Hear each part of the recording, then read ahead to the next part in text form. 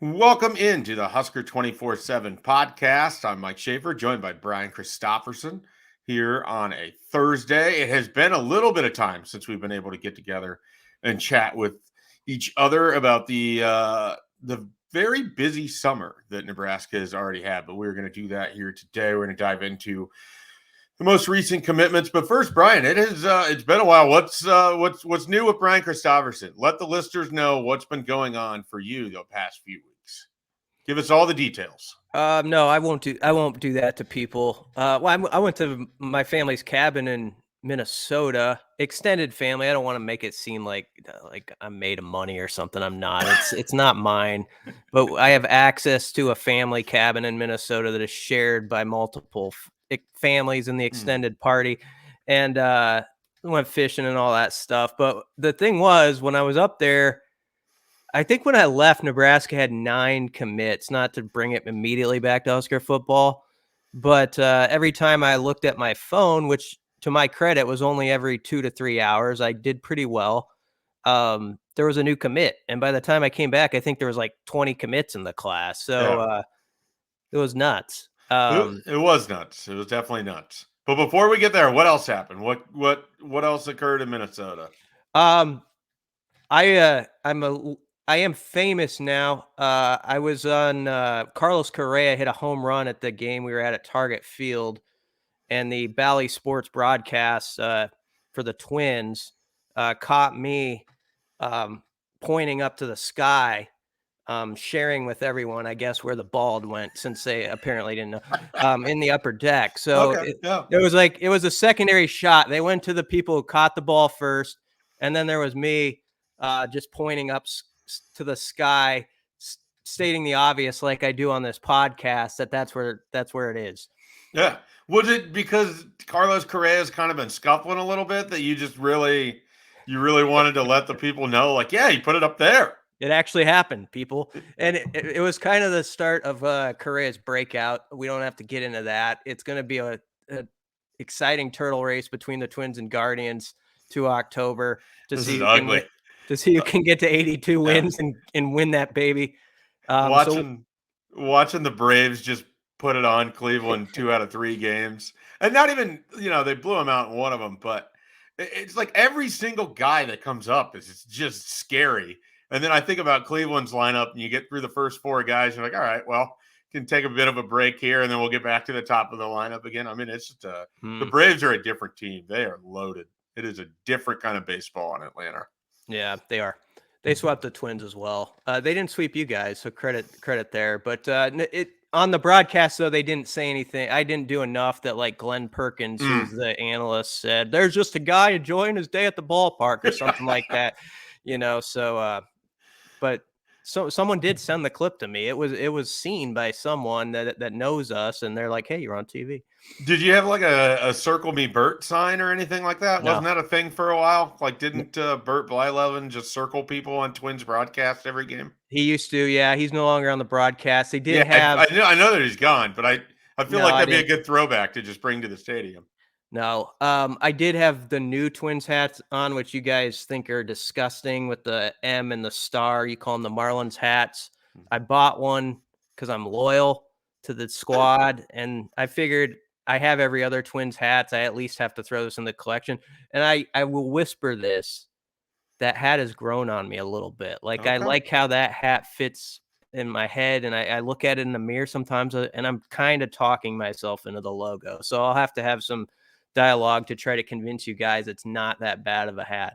That's just part of being a sports fan. Sometimes your team rebrands a little bit and you just go along with it, even though it's not like your first choice. For instance, your team might change their name to the Indians to the Guardians, and it wouldn't have been in your top 37. But you get used to it, and you say it, and you buy the gear, and you smile, and you're happy, and you root for them to win. And that's just how sports are sometimes. Do you call them the guards? I do call them the guards. The guards makes it sound better to me for whatever reason. I don't know why. It's just letting out a hearty go guards when they do something well. That works for me. Everything else still taking a little bit of time, but what can you do? All right, let's move on from our delightful baseball banter, and we will jump into recruiting. So among the additions, and you were back for this. I mean, you were You were back. You were back for Carter Nelson. You were back for Kewan Lacy. You talked to Kewan Lacy. We could dive into that a little bit. I guess I did, yeah. You were around for there's been so many. I can't even, like, if you're like, hey, Mike, who are the last 5 guys that committed?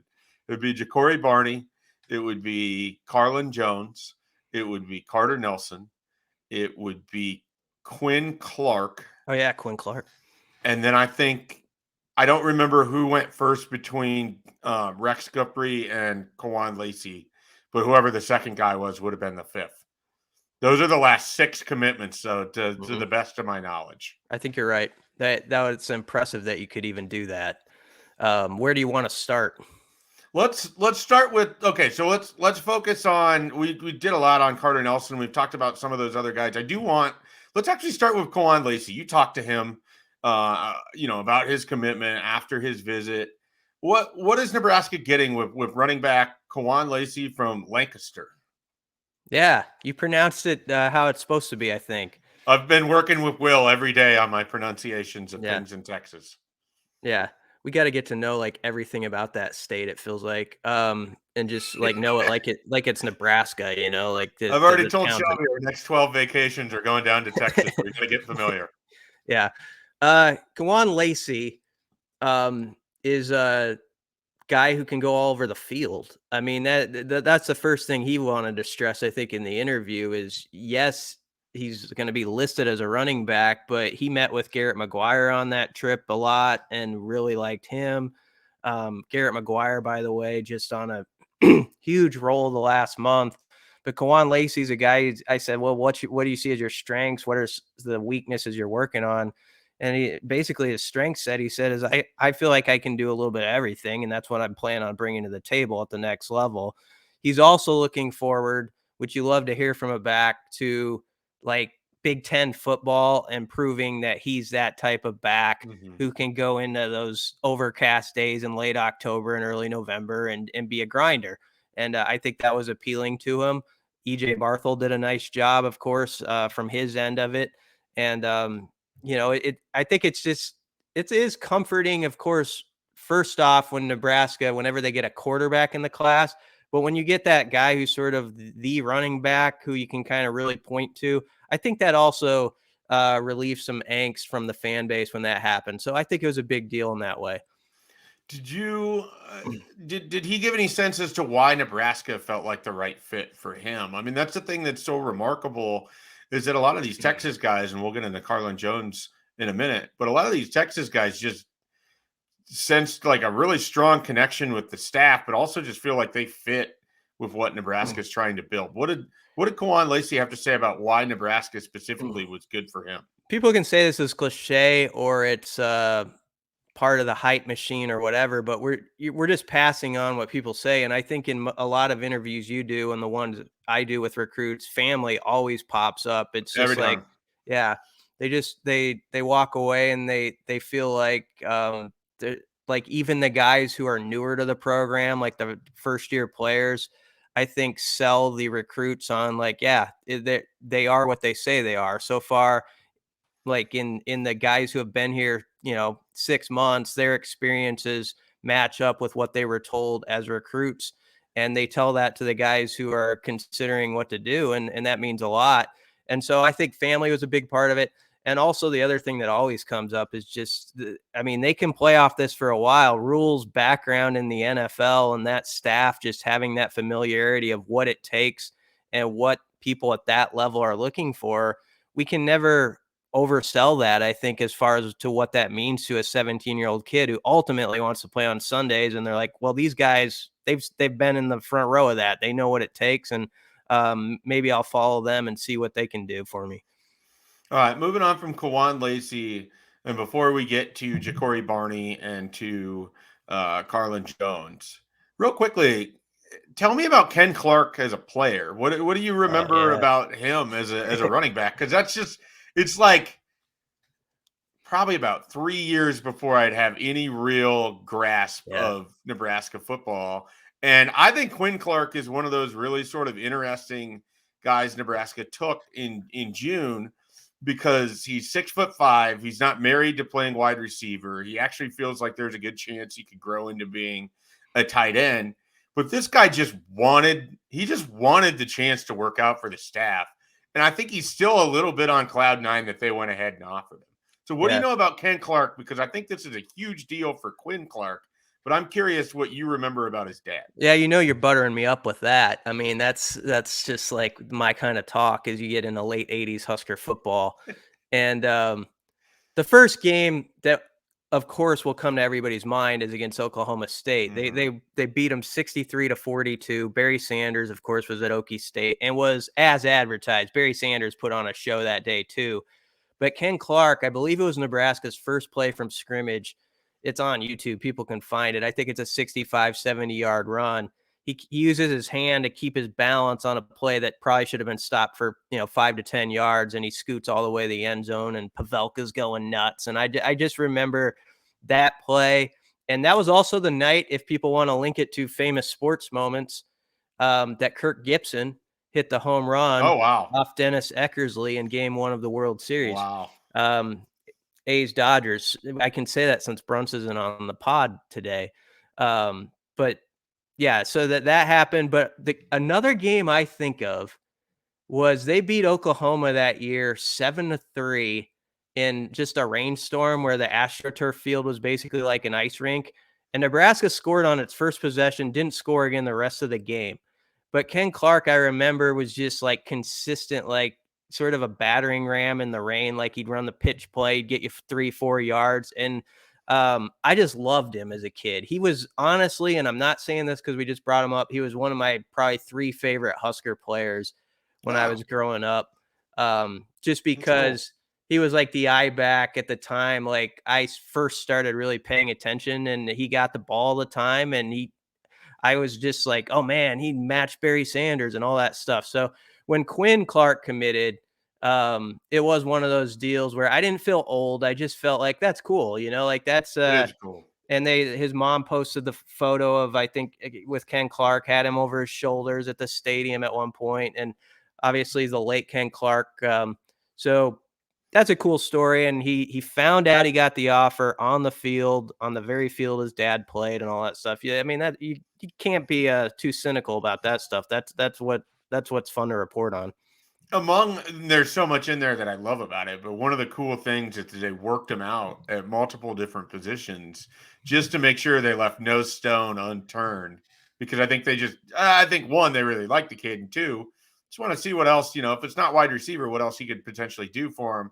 But he's going to start out at wide receiver, and then if he bulks up, and he thinks that he might, tight end could be in his future as well. So that's They even worked him out at linebacker, even just as it's like, what are you made of there? But one more quick fact about 1988, that game against Oklahoma, the quarterback for OU, of course, was Charles Thompson, Casey Thompson's dad, who he had his leg broken on the last play. So not the best memory for him. But the week before, Nebraska beat Colorado 7-0 in Memorial Stadium. And then they beat Oklahoma 7-3. I think both were top 20 teams. So Nebraska beat 2 top 20 teams by scoring a total of 14 points in 2 consecutive weeks. It's kind of a fun Husker fact. Just a wildly different era of football altogether when you hear those scores, by the way.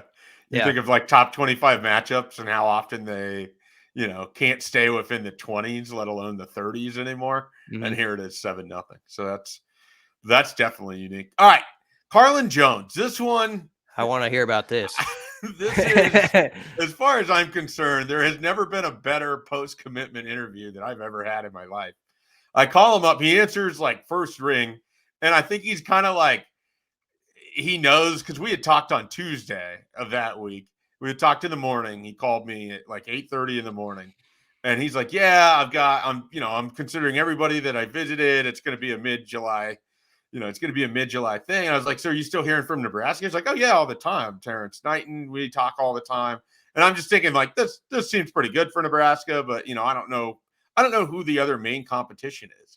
So when I talked to him on Thursday after he commits, he doesn't even really reference that, but I'm just like, so mid-July, huh? And he's like, yeah, my dad was looking around on the internet, and it just seemed like everybody knew we were going to Nebraska. And so why not just put it out? I don't know. I just kind of love that. Like, and he was not by any means upset that this is the way that it went. He had fun with it.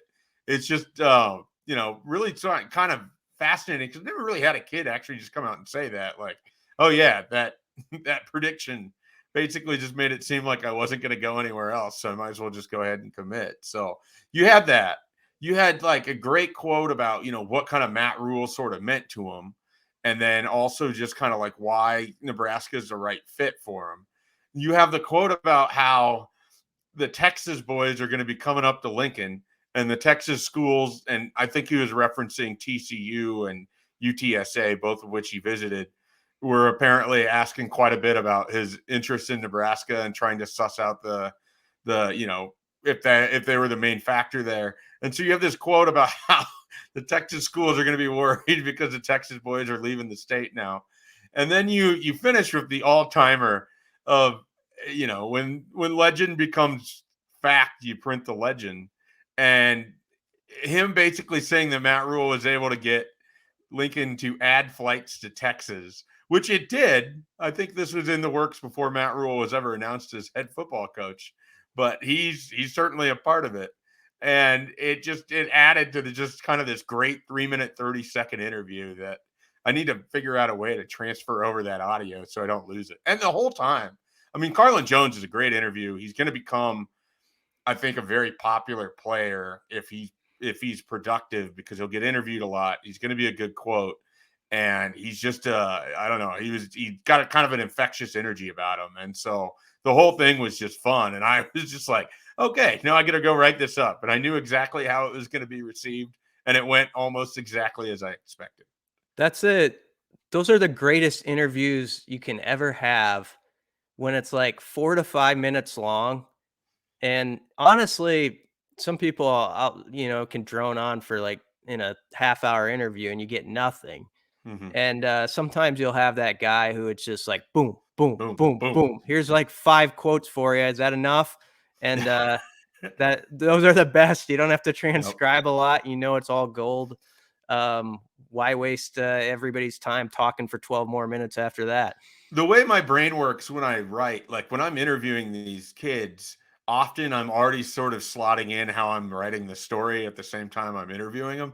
And with him, it was basically just like, okay, well, that's going to be the lead one, and then that's going to follow, and then that. Okay, all right, well, okay, this, there was so much in there. It's like you have 4 quotes that could have been the lead quote of any commitment story that you've ever written, and you're getting them all from the same guy in 3 minutes and 30 seconds. Like it was fantastic. And then on top of it, regardless of what he says, how he plays should have Nebraska fans fired up. I mean, this is a highly productive lineman. He gives me, I don't know how people will feel about this comparison, but he, in a lot of ways, reminds me of kind of the Davis twins in terms of maybe a little bit shorter, squatty body types that are more athletic than they're going to look coming off the bus. And those guys were highly productive high school players. They're very good athletes. And then they turned into great college players. I mean, great might be a stretch for some, but they made it to the NFL.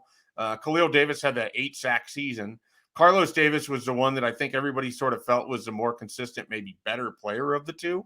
And they're just, they were good linemen at a time in which Nebraska's defense was relatively poor. So they're never going to kind of get the credit that you want. But I feel like Carlon Jones kind of fits in that category. When I turn on the tape and I just see this highly productive lineman with maybe a little bit different body style than you're expecting. But I think he could play in the middle of a 3-3-5 and really wreck things for offensive linemen, and also has the willingness to eat space and be one of those guys who's not going to put up the stats too. He's a total team guy on top of everything. Yeah. He and a TFL monster. He had a ton of TFLs last year. His Texas quote about how other schools view like Nebraska with Rule now and those guys recruiting that state the way they are is pretty interesting to me because I've wondered that myself. But I also have thought about it from this angle. I wonder if some of those Texas schools, if it's not the worst thing for them, because like Rule's and his staff have been so good at evaluating that state and Evan Cooper and those guys that sometimes maybe they lead they lead others in a direction of where to go. I'm not saying those guys can't do their own research down there, but this staff is very accomplished in finding some guys who not everybody's talking about in that state. And so, while my first instinct is, man, they must be really annoyed that like you basically have Nebraska acting as like it lives in Texas, like it's a Texas-based school. They're also getting the benefit of seeing some of those evals that Nebraska has, and so that goes both ways, I think. It's really interesting because the class of teams that you're going to see them for a lot of these Texas guys are that TCU, Baylor, Texas Tech. We might see a little Texas A&M. I can't think of a single Texas guy that they've gone after where the University of Texas is sort of another primary competition there. But then you think about it, really, and even ignoring Texas A&M because it hasn't been pretty for Jimbo Fisher. I mean, Baylor's been really good. TCU's been really good. Texas Tech, I think, under Joey McGuire and this year forthcoming could be really good. And so when I say that they're recruiting against that sort of second tier of Texas schools, that maybe doesn't sound like the compliment that it should be. But I mean, if Nebraska's pulling in comparable talent to what those schools are doing, that's a good spot to be in right now because those are healthy rosters. One of them just played for the national championship. Fans around here would have been ecstatic if Dave Aranda was the head coach. And we're currently living in this world where Nebraska and Texas Tech are going to be sort of circling each other for recruits for the next year plus. So the whole thing is really kind of interesting when you think about Texas recruiting. And then when you step back and you look at where Nebraska's getting some of these guys and who they're going against, I think it's a good measuring stick of the type of program and where they want to be too in short order. Circling it, Texas Tech and Nebraska circling each other, but yet friendly about it, like they're buddies still. It's Corey Blanchard, who's runs the recruiting for Texas Tech. That was an interesting interview he did on Twitter Spaces because James Blanchard, I think you mean. Oh, I'm sorry, James Blanchard. Yeah. That was fascinating. First of all, you did a really nice job on what was a lot to probably sift through there. And if people haven't read this, it's up at Husker247. James Blanchard, who is the director of player personnel, is that right? Yeah. Yep. At Texas Tech, used to work for Matt Rule at Baylor, and it's a really strong insight as to what Nebraska is getting, and really why all of these coaches seem to have such reverence for Matt Rule as well, and not just coaches, but the recruiting staff too. You know what? He's an example also. When Rule put this staff together in Nebraska, at first some people are a little taken aback because, some guys are younger, they don't have like as full of a coaching resume. But then you see a guy like Blanchard down at Texas Tech as an example of someone that Rule's just like, this guy is useful. Like he was he was basically just like a guy who loved recruiting and was a big fan of it. And he was posting guys that people were missing. And Rule was like, he knows what he's talking about. And they just hired him, like after he was posting on message boards, according to what Blanchard said. And so he's always going to, I think, be indebted or have great respect for Matt Rule and Evan Cooper for that. But that shows you like Rule's willingness to trust his instincts on a guy who maybe he's not your traditional hire in a way, but who cares? Like he knows what he's doing, and that's all I care about. So that part's really interesting. Yeah, and all of that leads up to the Jacory Barney commitment, which occurred on Saturday night. He had a live stream on Instagram, and leading up to this commitment, the week before, he had just been at Miami, and all accounts were basically Miami was the heavy favorite. He had previously visited Nebraska and Texas A&M and liked those places, but it's just, hometown kid, it's Miami. And yet, Nebraska just behind the scenes went to work, didn't care what the public outlook was, didn't care what the crystal balls and the recruiting prediction machines and the forecasts and all of that stuff said. They just went to work and they kept working. And I think a combination of his mother's wishes and Nebraska's staff just not taking, no for an answer and continuing to kind of push and offer, why it felt like this is the right place for it, allowed the Huskers to come out with what is probably, Brian, the most surprising result of an otherwise, crazy time period, because Carter Nelson was a huge win. But by the time we got into the official visit, it had seemed like this was going to end up being Nebraska's, like that had sort of shifted. The feeling was probably 75-25 Miami, going into Saturday. And then I wouldn't say that it dipped down at all. And Nebraska and Garret McGuire specifically, and Evan Cooper's involved here too, and Philip Simpson and all of that. But Garret McGuire really, I think, did a great job here.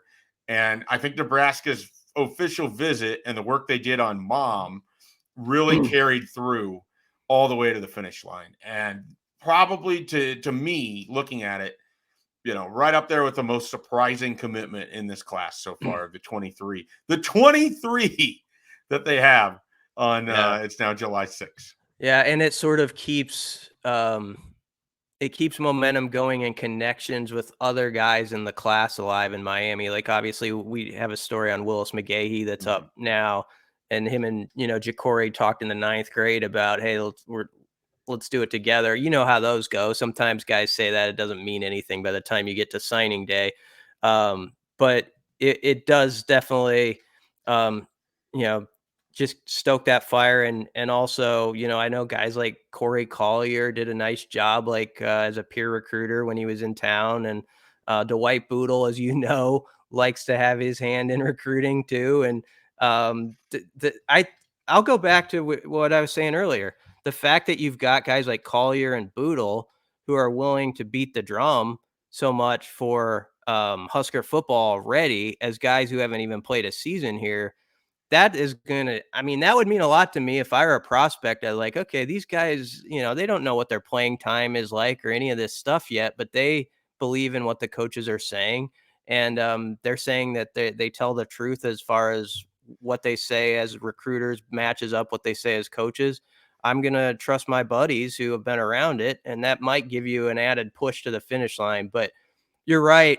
Garret McGuire, it felt like this was one of those, unlike a lot of them in June, where it was Nebraska maybe battling all week to get that edge, and when it finally came announcement time that people didn't expect them to have. Yeah, and as a player, Jacory Barney's kind of a fascinating guy. I mean, I'm talking to people I know down in Miami. They loved his athleticism since an early age. He's been a guy who's played quarterback, wide receiver, running back, defensive back.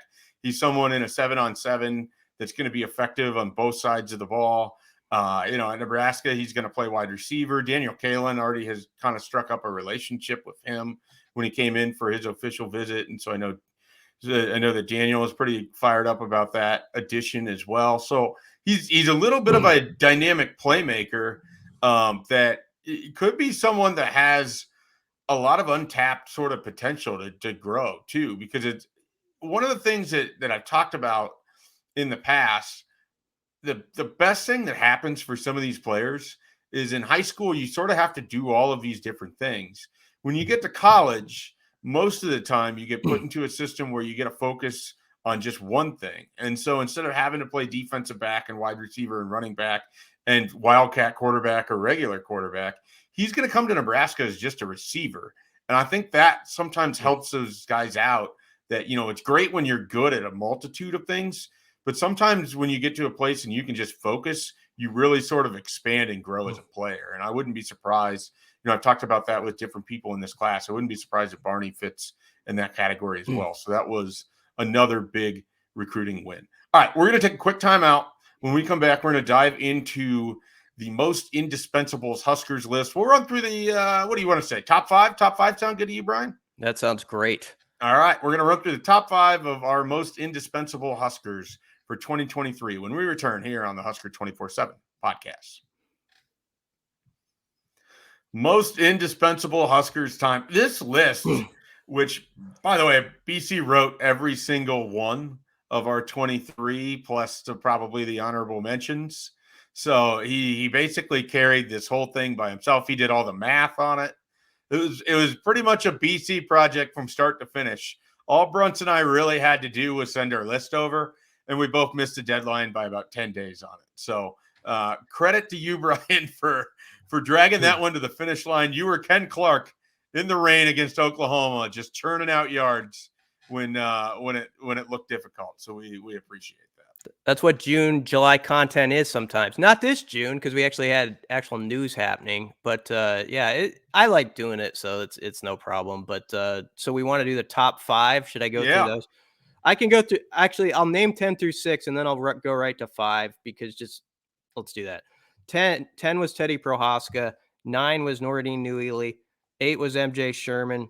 7 was Nash Hutmacher, who I think might have improved his stock in a thing like this by 8 to 10 spots by what he did like in the spring and just the way coaches talked about him. 6 was Quinton Newsome, who some could say could be higher, and maybe I don't remember what you had him at. I thought I had him at 1, but I had him at 3. I don't know why I thought I had him at 1, but I do think he's the best player on the team. So maybe Quinton? That's why I had him at 1. Yeah. All right. Here's number 5, Luke Reimer. Yep. What do you think about that? I think that's a good spot for him. I don't know if we've had this conversation or not. He's probably as interesting as a guy to me in this 3-3-5 as anybody else in Nebraska's defense, because I think from an athletic standpoint, he is, really gifted. He is very, very fast, and people see that, when they have the game on.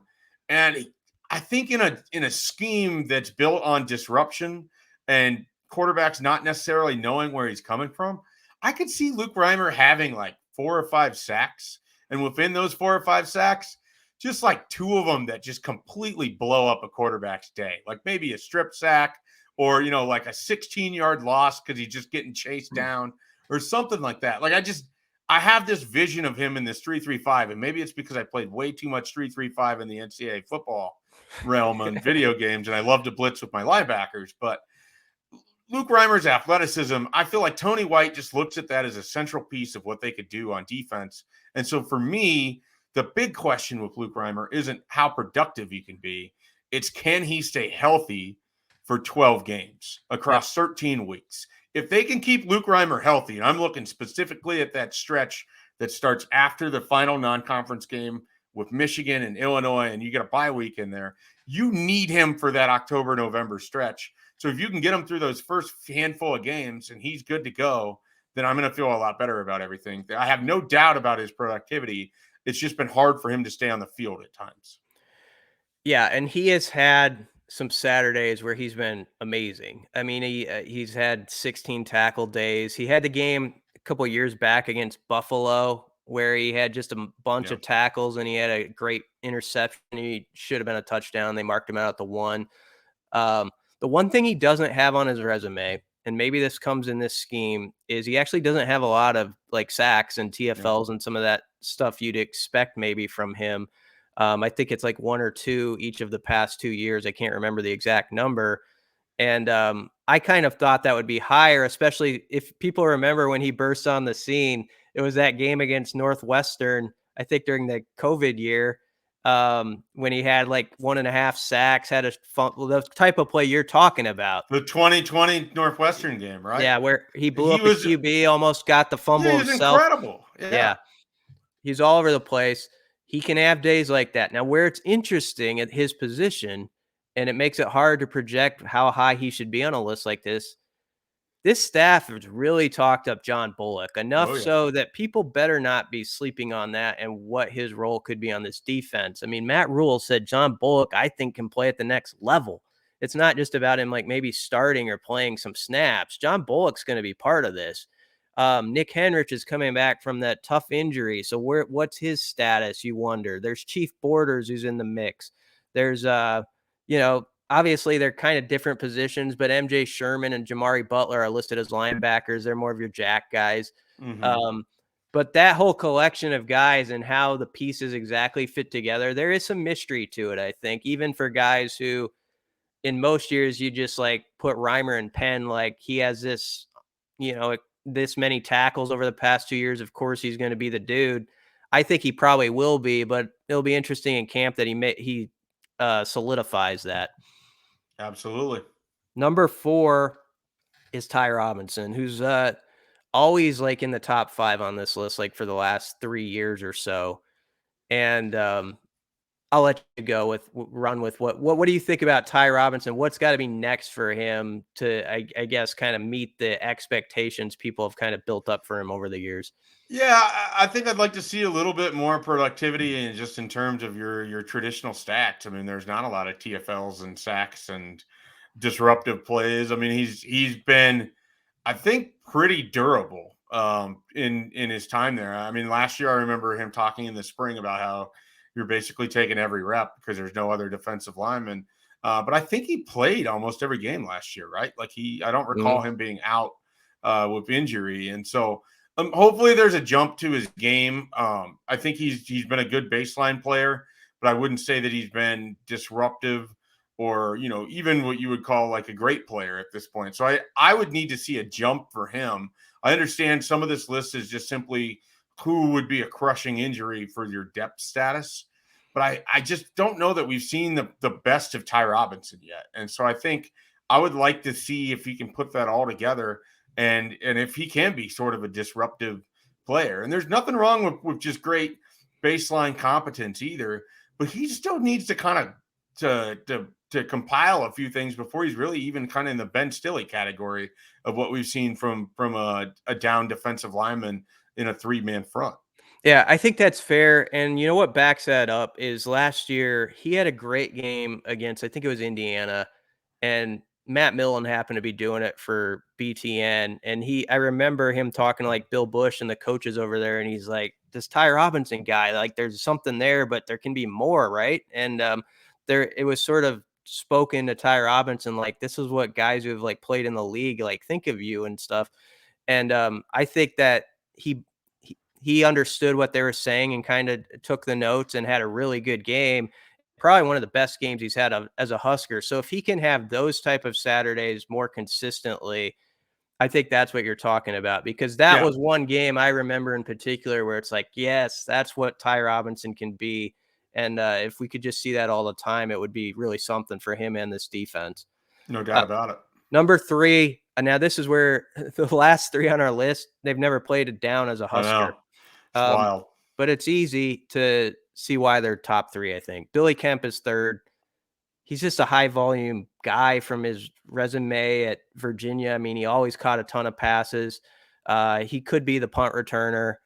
It seems like that he might be. And just the way that Rule and the coaching staff talked about him in the spring, you could tell like there's no doubt he's going to be right up there with the number ones and probably one of the security blankets, not because of his stature. He's a small guy, but he has an ability to get open, and quarterbacks trust that. And even in the spring game, we saw it briefly. The first couple catches were to Billy Kemp for about 40 yards. So I think he's an easy number 3 on this list for me, or at least about around there. Yeah, I'm with you. I think I had him. I'm pretty sure I had him in my top 5, and the reason for that being, I think that he's your most experienced wide receiver. He hasn't played here yet, but he's someone like you said that they can get the ball and maybe a high volume type situation. If you can attack down the field, you let him go to work. One of the things about Billy Kemp, I think he can make some people miss too. I think we saw that in the spring game a little bit, and so I'm on board with Billy Kemp as most likely to be Nebraska's most productive receiver for the 2023 season. I think he'll certainly cash in on his veteran ability, and I think that Jeff Sims is going to rely on him at times, maybe early on, to kind of help move the chains. I think 3rd down, he seems like he could sort of be a guy that we look for Sims to sort of connect to in those sorts of situations. We only had 2 receivers in our 23 list of 23. Marcus Washington was the other. And I think that's fair too, until it's proven, Yeah. there's hope about Xavier Betts, but you just got to see it now. Isaiah Yep. Garcia Castaneda the same way. Ideally, a year from now, like their guys were like, you can't live without him, like a Yeah. Xavier Betts. He's like top 10. I, So that's the hope. the off-season buzz of Xavier Betts is really high, Yep. and I want to believe in it, but I cannot believe in it until it's consistent and we're seeing it throughout a game and not just gadget plays. I mean, there's no one. Maybe you believe this, maybe you don't, and maybe I'm speaking out of turn here. I don't think there's anyone in the wide receivers room that has the potential of Xavier Betts, but there's a lot of guys that are willing or have outworked them or have put themselves in better spots throughout their careers. And so I think if he's able to cash in on some of that potential, he could be a really big player in a hurry for Nebraska. Mm-hmm. And it sounds like things have went very, very well there, but still, it's just we're very much in a you got to see it mode with those two guys. Same thing with Garcia Castaneda. I think it was he had a good spring. There were a lot of nice things said about him that I didn't think were, just said to say it. So if both those guys are just solid or better, that changes the whole outlook of the room. Well, it gives you a really nice top four right there. Yeah. You think about it. You get Billy Kemp in the slot, and then you have three, potential outside wide receivers to kind of rotate through there. And Fleeks, you have Fleeks. We'll see what he brings to the table. But if nothing else, we've said it before, Fleeks is like your Trey Neal guy who I think knows this thing inside and out and can be a good mentor to people. Who did not go to dentist school in Lincoln, by the way. No. One of our listeners let us know that. All right. Number 2, this one's easy for me too. It's Ben Scott. Like I think if this O-line is really going to take a jump, a big part of it's going to be because they have that center spot figured out. They have a guy who can be durable. He has been in the past 2 years at Arizona State. He's played tackle. He's played center. He feels like center can be a strong suit. I know people in our network who covered him in Tempe think center is the best spot for him, no matter what the PFF numbers say. So I think if you thought about what would happen if he were injured too, it kind of throws everything in disarray, where you'd have to maybe move like Piper or a Corcoran or somebody to center, or play a really young guy like a Justin Evans Jenkins, or, Sam Sledge at some point could be that guy. But ideally, you have Ben Scott for 2 more years, owning that middle part of your offensive line. And he's just consistent and everything kind of works well around him. Yeah, I regard Ben Scott as a huge pickup. I mean, I think it's right there, the 1B to Jeff Sims 1A, in terms of what Nebraska picked up in the transfer portal to get a veteran offensive lineman that can provide a steady presence, especially at that center spot, is huge. And I think that, Nebraska's going to benefit up front from the return of Nori Nuili, who I think number 9 on the list. Hopefully the return of Teddy Prohaska, and he's able to give you a full season. And they're going to benefit from having a veteran like Ben Scott. And I think they already have. I think that he's seamlessly fit in with the group of offensive linemen over there. I mean, I know I've talked to countless number of offensive line recruits that have talked about how just close those guys all seem and how it seems really genuine. This is a dangerous thing to say, but here on July 6th, I feel like the offensive line is in a good headspace, at least going into the season. And there's some confidence there that they can turn this thing around. I mean, I feel good about a guy like Bryce Benhart. He had a great spring. I mean, he physically changed, kind of how he looked. And I thought he had a good spring. You talk with the coaches and you hear some whispers over there. They're happy with him. And I think Ben Scott, is definitely a part of that. And having that right in the middle of your offensive line is always a big thing. I'm interested who the 6th guy is. Like, there's who's sort the of 6th man. Yeah, there's 6 and then separation, but I'm interested who actually isn't out there right off the bat. And I'm not trying to be the negative Nelly here. I mean that in a good way, but I think Ethan Piper is a veteran that some are sleeping on. I feel like people sort of pencil in like Corcoran here, and we'll see. They love Piper. I think this staff. Piper, you were I think around him at the start of spring when he did his media session. And you talk about an example of someone who's just fired up about this, like what's going on and what he can be in it. And he, I think, gained confidence, even though the O-line as a whole didn't play that well last year. I think individually he thought he made some steps that he can carry forward. And so, I don't know, Piper, they had Nuri at right guard and Piper at left guard and Corcoran at left tackle. But if Prohaska's left tackle, where do you put Corcoran? It'll be interesting sort of how they work that out. Yeah, that's going to be one of those big things. What happens with Turner Corcoran and kind of what they choose to do there. And then don't forget Henry Lutovsky's probably knocking on the door too. So if you do have some injuries or some nagging things going on, they have some depth. They just don't maybe have that third tackle that you would love in that situation. And I don't think they want to move Ben Scott out of center once he's kind of solidified that spot, because he did, as you said, play right tackle. All right, take us to number one. No big surprise here. Yeah, number one's Jeff Sims, and quarterback is often number one on this list.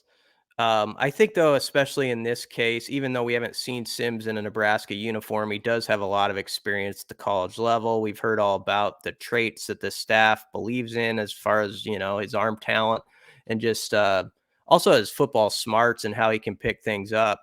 And then I think there is uncertainty behind him. You'd have to, if we're just being real here, Heinrich Harburg had a very good spring. I don't care what anybody says about the spring game. I mean, the day one, a lot of us on the outside are like, is he going to stay at QB? Yeah. And then a week in, you realize like, oh, maybe he's the backup, that conversation shifted very quickly. So that's what you would call taking advantage of your practices to put yourself in that spot. Chubba Purdy, I know everybody thinks the book is kind of written on him and what he can do. He did have a good last week and a half of spring ball, according to the coaching staff, and they're kind of curious to see how he can take off of that. But there does feel like a gap, especially when you watch that spring scrimmage, between just how everything looked when Jeff Sims was out there and then when he wasn't. So, of course, he's number one. And, he's going to have to take care of the football, going to have to bring up his completion percentage a bit. But what's interesting, Schaefer, is the last time we had access over there when spring was ending, Casey Thompson was still technically in the program. And I think some of us thought he might be leaving, but he hadn't left yet. And I think to the general public, it was still very much like people aren't ready to have that conversation or be like, Jeff Sims is one of the top 5 most recognizable names in the state and all this. Like, that wasn't settled yet. And so when we go back there and meet with those guys, like, in a month, few weeks, it's a different scenario now, as he is truly the guy, than even last time he did an interview. So that'll be kind of an interesting dynamic. We've talked about this. I go back to that quote that Matt Rule had about Jeff Sims, during signing day, when he talked about how NFL personnel guys are already sort of drooling about his traits and everything. This is a guy that for 3 seasons largely probably underachieved at Georgia Tech and wasn't in the best of situations. He could be someone that with a fresh start. I mean, we have him at number one on this list because Nebraska doesn't have a great depth chart situation and we don't know what the offense is going to look like, and he has some name value. There was people that thought he was going to be a star coming out of high school. So there's a track here where Nebraska ends up with a quarterback that could be a pretty special player. And I think the people over there think that he has that ability too. It might take him some time to adjust to a different league, to adjust to, different coaches. But I would caution anyone, let's see what this looks like in November. Because if it's a little slow at the beginning, I don't think that's unfair for that to be an expectation, because I just want to see how this thing builds up over time. And he's sort of like Luke Reimer to bring this all full circle. The biggest thing sometimes with Jeff Sims is they got to make sure he can stay healthy. He's yet to play 12 games in a full season. They've talked a lot about the quarterback run game. I'm somewhat dubious about that because I just don't know if you can really commit to running your quarterback a bunch if you can't stay healthy. But I am very interested in what Jeff Sims looks like, probably as much as anything, with that opening kick at Minnesota here in 7 weeks? 7 weeks, 8 weeks, something like that.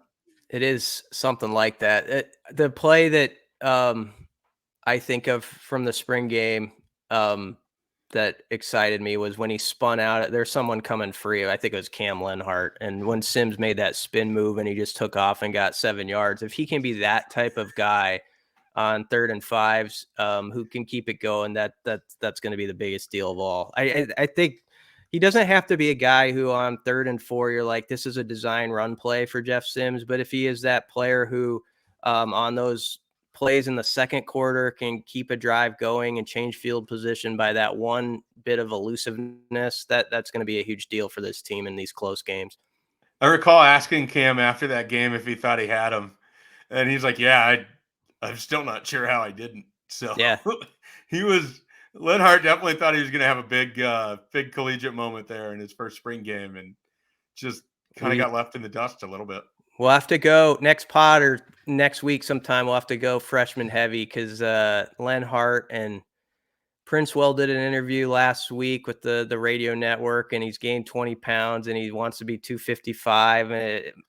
We're just going to see more from those players than we've seen from first year freshmen at those particular positions in the past. And we got to get used to that.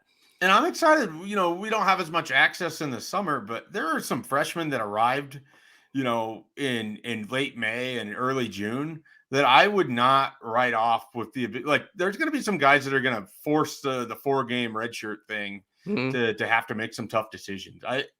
There's a lot of newness and freshness with this team, and that's to be expected with a regime change.